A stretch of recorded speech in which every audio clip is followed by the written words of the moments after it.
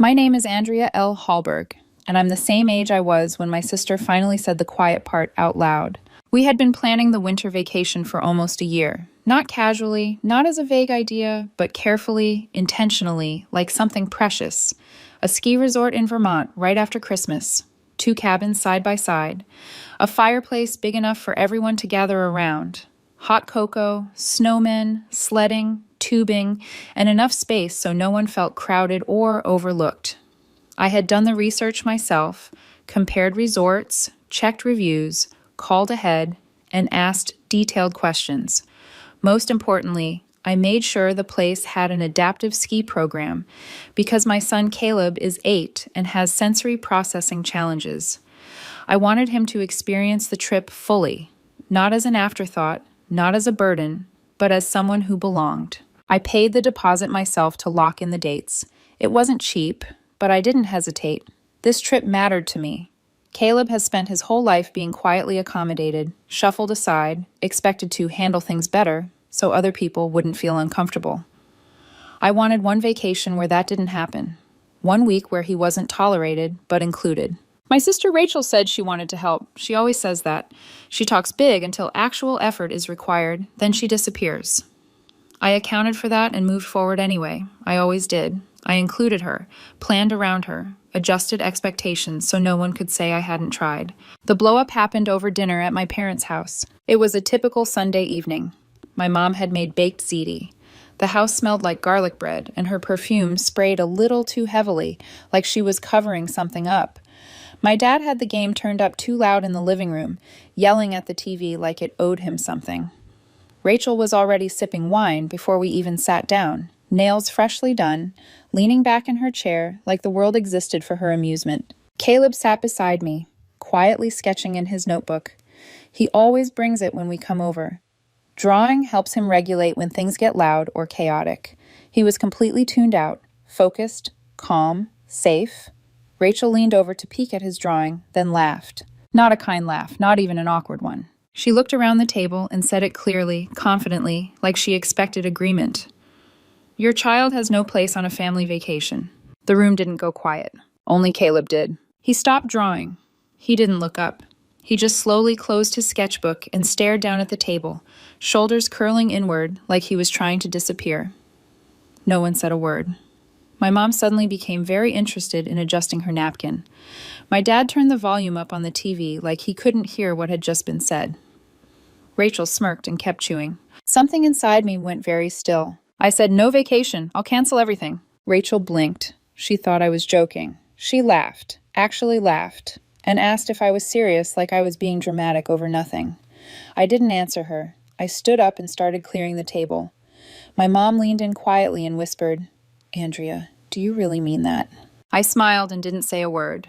That night, after I got home and Caleb was asleep, I logged into my account and canceled the entire trip. The cabins, the lift tickets, the activities, everything. I lost the deposit and it hurt, but not as much as the thought of watching my son spend a week being subtly excluded by his own aunt. Money was replaceable. That moment wasn't. The next morning, Rachel texted me, "So now we're canceling vacations over jokes. You need to grow up." Then another message. "Not my fault your kid can't handle a little teasing." I blocked her. She's always been like this. When she crashed her car because she forgot to put it in park, my parents helped her get a new one. When she missed her daughter's parent-teacher conference for the 3rd time, my mom made excuses for her. When she forgot her daughter's coat in January, they said she was just having a hard week. They've always cushioned her fall. But what Rachel didn't know was that the vacation wasn't the only thing I'd been planning. For nearly a year, I had been quietly building something of my own. A real business. A startup I'd poured my savings and late nights into. After Caleb went to bed, early mornings before work, research, planning, investor calls, legal paperwork. Rachel had found out about it months ago and immediately assumed she'd be part of it because we were sisters. She had no experience, no skills to offer, but she wanted her name on it. I never committed. She took that as a yes. What she didn't know was that the LLC paperwork came back last week. It was official, and she wasn't part of it. She just didn't know it yet. 3 days after I canceled the trip, Rachel showed up at my front door. No warning, no text. She pulled into my driveway like nothing had happened, like humiliating my son in front of the whole family was just a minor disagreement we'd smooth over with coffee and forced smiles. Caleb was on the couch with his headphones on, completely absorbed in a documentary about wolves, sketchbook balanced on his knees. I was in the kitchen, folding towels, when I saw her through the window, leaning against her car with her sunglasses still on despite the gray sky, iced coffee in one hand, phone in the other, looking like she had all the time in the world.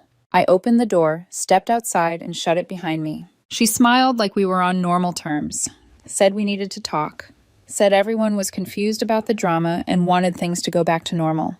She mentioned Mom and Dad thought I was being a little extreme and maybe I should think about how I was affecting the family. The word family landed heavy, like she was throwing it at me to see if it would stick. I asked her directly what she meant when she said Caleb had no place on a family vacation. She rolled her eyes and shrugged, like it wasn't even worth explaining. She said it was obviously a joke and that I was being too sensitive again, that I needed to stop treating Caleb like he was made of glass, that he had to learn to take a joke like everyone else's kids. I told her to leave. She laughed, called me dramatic, and said I was just trying to ruin her winter plans because I was bitter about something. I didn't respond. I turned around, walked back inside, and closed the door. She stood out there for a few minutes, knocking once more, then pacing. I didn't watch. I locked the door, sat down beside Caleb, and we watched the rest of the documentary. He didn't ask who had been there. He already knew. That night, my mom texted, "Can we talk soon?" I didn't answer. Then my dad, "Maybe you two should clear the air before this gets out of hand." I let it go to voicemail. They didn't get it, or maybe they didn't want to. Rachel has always been their problem child, wrapped in excuses, their messy little darling. The rules never applied to her, and if they did, they were bent until they broke. I knew she wouldn't let it go, but I didn't expect her to cross the next line. The following afternoon, she showed up at Caleb's school. I was in the pickup line when I saw her standing near the entrance, arms folded, coat open despite the freezing wind, posture stiff and deliberate like she was making a point. For a split second, I hoped she was there for her own daughter or had gotten her days mixed up.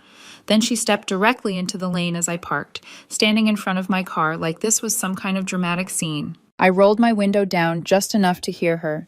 She said we needed to talk, that I was being unfair, that I couldn't just cut her out like this. I told her to move. She didn't. "You think I'm the villain now for telling a joke?" she said. "You're being ridiculous." That's when Caleb came out, walking hand in hand with his teacher. He saw her immediately. I watched his face change in real time, the way his shoulders tightened, the way his eyes flicked to me and then dropped to the sidewalk. I parked, got out, and walked straight to him. I didn't look at Rachel. She followed us toward the car, ranting about how I was tearing the family apart over one comment. I turned once and said the sentence that had been forming in my chest since that dinner. "You're not being erased, Rachel. You're just not included anymore." She stopped walking. I buckled Caleb into the back seat, got in, and drove away. In the rear-view mirror, she was standing in the middle of the parking lot, arms hanging uselessly at her sides, like she couldn't understand how this scene hadn't ended the way she wanted it to. That night, for the first time since everything started, no one from my family called. No passive-aggressive messages, no guilt-laced voicemails, just quiet. I think they realized I wasn't backing down, and Rachel still had no idea what was coming next. Because while she was busy trying to force her way back into a vacation that no longer existed, the business she thought we were building together was already moving forward without her name on a single document. She had begged to be part of it, told me she was finally ready to grow up, ready to build something real. She had no idea how far I'd already gone without her. About a week after the scene at Caleb's school, Rachel started unraveling. At first it was subtle, random texts at strange hours, little jabs disguised as concern. "Hope you're proud of yourself. Congrats on being the reason no one's speaking anymore." I didn't respond, not because I was trying to punish her, but because every message felt rehearsed, like she was cycling through emotional buttons to see which one would still work. Then the tone shifted. The messages turned softer, almost nostalgic. "I miss you. I don't understand why you're being like this. We've always had each other." And finally, the one that made me stop scrolling. "This is just a misunderstanding, right?" It wasn't. The voicemails came next. Long ones, rambling. Some sounded like she'd been crying. Others were sharp with anger, listing all the ways I was being unfair, selfish, impossible to talk to. A few times she brought up the business, casually at first, then more directly. She said she deserved to be included, that we had talked about doing it together, that I wouldn't even know where to start without her. I saved every voicemail.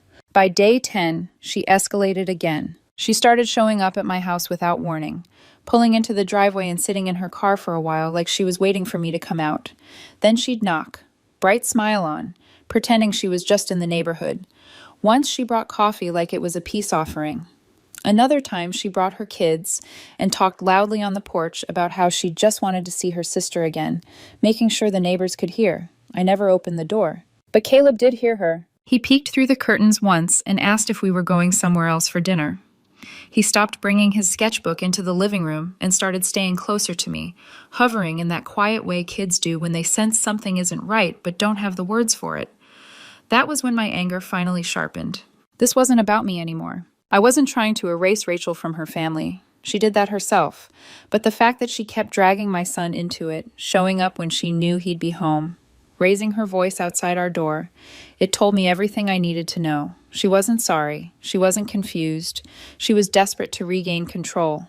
The night she completely lost it was a Thursday. It was just after 6. Dinner was on the table. Caleb was quietly eating mashed potatoes, methodically, the way he does when he's concentrating. I was at the sink rinsing dishes when headlights swept across the living room wall. I didn't even have to look to know it was her. My stomach tightened. She didn't knock. She banged on the door, over and over, hard enough to rattle the frame. Then she yelled my name. Caleb flinched and dropped his fork. I felt something snap cleanly into place inside me. I opened the door halfway and stepped outside, closing it behind me. She looked awful, hair messy, eyes red, coat open despite the freezing air. She walked straight up to me like she was ready for a fight. "You seriously need to get over yourself," she said. "You're tearing the family apart." "Over what?" I asked. She scoffed. "A joke." I asked her to repeat what she said at dinner, word for word. She didn't hesitate. She said Caleb was sweet, but different, and she was just being honest, that I couldn't bubble wrap him forever, that he had to learn how the world works. That was it. I told her to leave. She said she wasn't going anywhere until I talked to her like an adult. I told her that was me talking to her like an adult. Then she said the thing that made my blood go cold. "Fine," she snapped. "Keep playing perfect, but don't expect me to stay quiet when you go public with that little business of yours." I didn't blink. "Go ahead," I said. "Talk all you want. You're not in it. You were never in it." She froze. I don't think she had fully believed I meant it until that moment, until she saw it on my face. I walked back inside and locked the door. She stood out there for almost 10 minutes. I didn't look. I sat with Caleb, helped him finish dinner, and then we watched a nature documentary until bedtime like nothing had happened. That night, I called my parents for the first time since everything started. My mom answered quietly. My dad was on speaker. I told them what happened, that Rachel came to the house again, that she screamed, that she threatened me. I didn't raise my voice. I didn't ask them to fix it. I just told them. And for the first time in my life, they didn't defend her. They were quiet, really quiet. Then my dad said something I never expected to hear. "This has gone too far." My mom followed with, "We'll talk to her." Not she didn't mean it, not she's under stress, just that. It was the first crack in the wall that had protected Rachel her entire life. And she felt it. I didn't believe my parents when they said they would talk to her. They'd said that before, after other incidents, other messes Rachel left behind. Every time it ended the same way. She cried, they softened, nothing changed. So when my mom called a few days later and asked if I could come over alone for dinner, I almost said no. But something in her voice felt different, not rushed, not defensive, just tired. When I arrived, the house felt wrong in a way I couldn't immediately explain. No television noise, no music, no forced cheer. Dinner sat untouched on the stove. My dad was already seated at the table, hands folded, staring at a spot on the wood like he was bracing himself. My mom sat across from me and said, "We went to see her." She didn't elaborate. She didn't soften it. She just let the words hang. My dad picked up where she left off. He said Rachel blew up the moment they sat down, started yelling before they even finished their first sentence, accused them of siding with me, of letting me manipulate them, of choosing me over her. When they brought up Caleb, she laughed. actually laughed, said I was using him as a shield to control everyone. That was when my mom finally snapped. She told Rachel she was done excusing her behavior, done pretending cruelty was honesty, done stepping in every time Rachel refused to handle her own life. She told her that what she said to Caleb was unacceptable, and that if she couldn't see why, then that was her problem to fix. Rachel screamed, threw something, stormed into her bedroom and slammed the door like a teenager. My parents left. They sat there at the table with me, quieter than I'd ever seen them, and my mom admitted something I never thought I'd hear. "We've been exhausted for years," she said. "We just didn't want to admit it." I didn't feel relieved. I felt numb, like something heavy had finally been named but not lifted. The next afternoon, everything shifted. My dad stopped by Rachel's house to drop off mail that had been misdelivered. When he pulled into the driveway, Rachel's oldest daughter was sitting alone on the front steps, backpack beside her, coat unzipped in the freezing air. She told him her mom had dropped her off early that morning and said Grandma and Grandpa would take care of it. No call, no warning, nothing. My dad brought her inside, warmed her up, fed her lunch, and then called Rachel. He told her this could never happen again, not once, not ever, that they would no longer babysit on demand, no longer cover for her, no longer clean up the messes she left behind. Rachel lost it, accused them of abandoning her, said they were punishing her to prove a point. My mom told her calmly that this wasn't punishment. This was adulthood. 2 days later, Rachel showed up at their house and caused a scene so loud a neighbor complained. Her kids were still in the car. My mom didn't open the door. My dad told her through the door that she needed to leave and calm down. Rachel screamed that everyone was against her, that I had turned the family on her, that she'd never forgive them. They didn't chase her. They didn't apologize. They let her leave. For the first time in her life, no one ran after her. 3 days passed. No texts, no voicemails, no surprise visits. Then late one night, I got a message from her. Just 3 words. I messed up. No excuses. No blame, no follow-up. I stared at it for a long time. I didn't reply. I put my phone down and went to check on Caleb. He was asleep, sketchbook open beside him, one hand resting on the page like he'd drifted off mid-thought. For once, the chaos wasn't my responsibility. A week later, the coordinator from the adaptive ski program called me. She sounded confused but pleased. "Someone made a donation," she said. "A large one, in Caleb's name. No return address, just a note that says, 'For the kids who belong everywhere.'" My heart stopped. She didn't have to sign it. I knew exactly who it was from. I didn't tell anyone. I didn't tell Caleb. Redemption isn't something you announce. It's something you live out quietly over time. Then she came back again. It was a Saturday morning. I was still in pajamas making pancakes.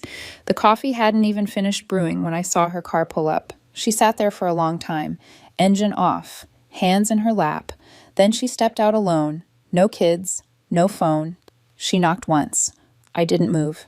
She knocked again, softer. Then she sat down on the top step and waited. For 40 minutes. She left without saying a word. That evening, I got another message.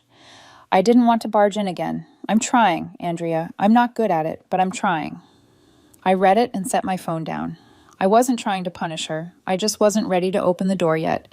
Boundaries don't disappear just because someone finally notices them. On Wednesday, she knocked again.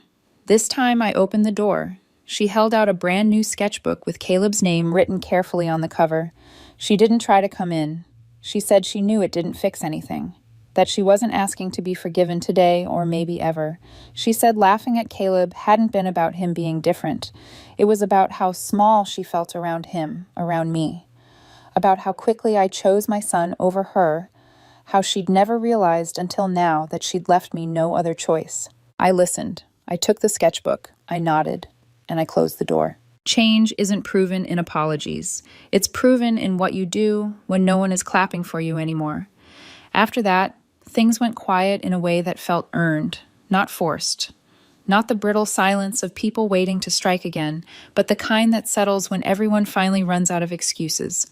Weeks passed without surprise visits, without late-night messages, without Rachel's car idling in my driveway like a threat. Caleb noticed it before I did.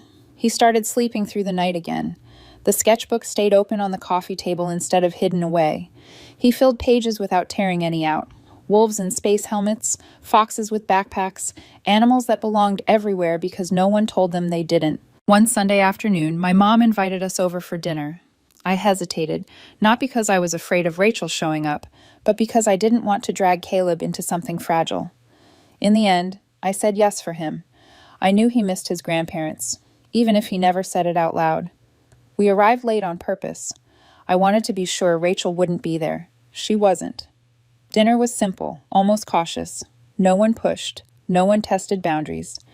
My dad helped Caleb fold a paper airplane out of a napkin, and for the first time in a long while, it felt like the room was breathing again. After we ate, my mom asked if we could talk outside. The porch was cold, the kind of cold that sharpens your thoughts. She told me Rachel had been different lately. Not dramatically, not in a way that demanded praise, just different. She'd stopped showing up unannounced. She arranged real childcare instead of dumping her kids without warning. She got a part-time job and kept it. Most surprising of all, she stopped talking about me entirely. No blame, no victim stories, no attempts to pull people into choosing sides. My dad stepped out then, rubbing his hands together like he was nervous. He said, "We didn't want to admit how much she wore everyone down." He looked at me and added quietly, "We should have stood up for you years ago." I didn't rush to forgive. I didn't need to. Hearing them say it out loud was enough for that moment. My mom said something that stayed with me long after we left. "She was selfish with us too," she said. "You weren't the only one. We just didn't know how to make her stop without making everything worse." She paused, then added, "You did. You made it stop." I didn't argue with that. I wasn't ready to turn it into a victory or a redemption arc. Change isn't proven in conversations. It's proven in time. A week later, Rachel sent me a photo. No caption, no explanation. Just a picture of a drawing her daughter had made, a fox with a backpack labeled Caleb's Friend. I showed it to Caleb. He smiled, looked at it for a second, and said, "She's getting better at drawing." Then he went back to his comic like it was the most natural thing in the world. I didn't text Rachel back, not because I was angry, but because I didn't need to anymore. Months passed. Life settled into a rhythm that didn't revolve around managing someone else's chaos. Caleb thrived. I launched the business fully. The adaptive ski program sent a thank you note for the donation, and I tucked it into a drawer without comment. My parents stayed careful, respectful, learning how to exist without fixing everything for Rachel. And Rachel stayed at a distance, not erased, just no longer centered. I used to think belonging meant enduring whatever people threw at you because they shared your blood. I know better now. Belonging is built on respect, on safety, on choosing the people who choose you back. My son belongs wherever he is loved. I belong wherever my boundaries are honored. And for the first time in my life, that feels like enough. Time has a way of revealing what was real all along. Months after everything settled, I realized that the real shift didn't happen the night Rachel made that comment, or even when I canceled the vacation. It happened quietly afterward, in all the small moments where I chose not to bend, where I didn't explain myself, where I didn't rush to fix what wasn't mine to fix. That was when my life actually began to change. Caleb changed first. He stopped asking if people were mad at him. He stopped hesitating before showing his drawings. He started inviting friends over without checking my face first, like he needed permission to take up space. His teacher told me he'd been raising his hand more in class. His therapist mentioned he seemed more grounded, more confident, all because the noise around him had finally died down. Kids don't need perfect families. They need safe ones. I changed too. I stopped apologizing for being firm. I stopped rehearsing conversations in my head before family gatherings that no longer happened. I stopped bracing myself for comments that never came. The business launched successfully, steadier than I expected, and when people congratulated me, I accepted it without deflecting. I wasn't waiting for someone to tell me I'd earned it. I already knew. Ready. Rachel stayed on the outskirts. Not gone, not forgiven, just where she belonged right now. Occasionally, she sent updates through my parents. She was still working, still in therapy, still learning what accountability felt like when no one rescued her from it. She didn't show up anymore. She didn't demand access, and that mattered more than any apology she could have offered. Once, months later, she asked my mom if she could come to Caleb's birthday party. I said no. Not cruelly, not angrily, just no. And the important part was that no one argued with me. No one pressured. No one whispered that I was being too much. My parents accepted it, quietly, like people who finally understood that boundaries weren't punishments. They were conditions for being allowed back in. That told me everything. One evening, Caleb and I sat on the couch flipping through his old sketchbooks. He stopped at one of the earlier pages, the ones he drew around the time of the canceled vacation. Darker lines, smaller figures. He looked at it for a moment and then closed it. I like my new ones better, he said. So do I told him. He didn't ask about Rachel. He didn't ask about the vacation. He didn't need to. Kids don't need explanations when they feel safe. They just move forward. And so did I. I used to think strength looked like endurance, like staying, like absorbing hurt and calling it family. I know better now. Strength is knowing when to stand up, when to walk away, and when to let silence do the work words never could. Rachel once said my son had no place on a family vacation. She was wrong. He has a place in a home where he is protected, in a life where he is respected, in a future where no one gets to decide whether he belongs. And so do I.